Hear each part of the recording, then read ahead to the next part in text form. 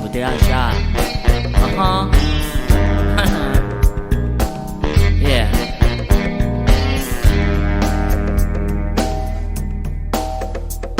Efa tamin'ny mpolo sy fanjato sy arivo nefa olona tsolo hatrananarivo olona firavana mamonombe folo iarivo no ahitanareo foloko mantsolo tsena nantoma analakely mamoropotsiny elobelo varina ny maso mifanitra kivikely ny mpivarotra mpividy ny mpamily ny mpandeha ka tsy feo ale iao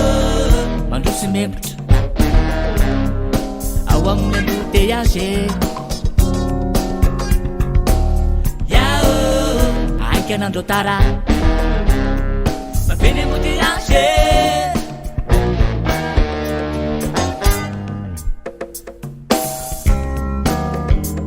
fatovizako ihany ary ny tantara momba ny embouteillage eto Madagasikara tsy andavanandro tsy andro fey fahitana ny lanonana sy laretre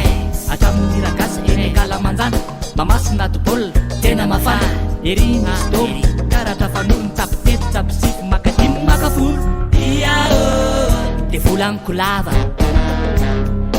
ao amin'ny embouteillage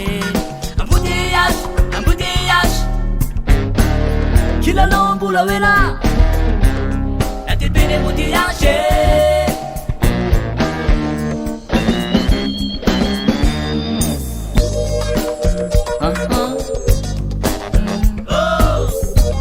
yeah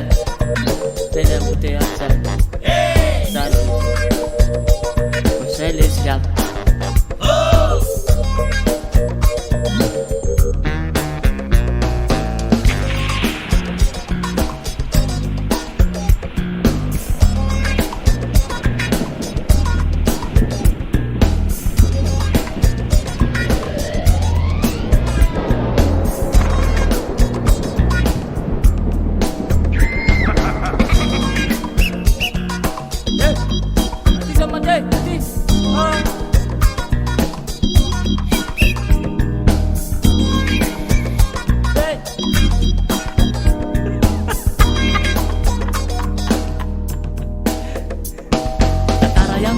Watsika menakapa manora zandry zoky ranaba fasarotra be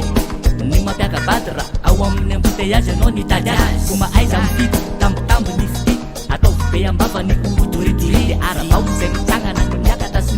ny mitsy tamin'nyvoaka fa mimeny rilanotra iao morikatsina ao amin'ny embouteillage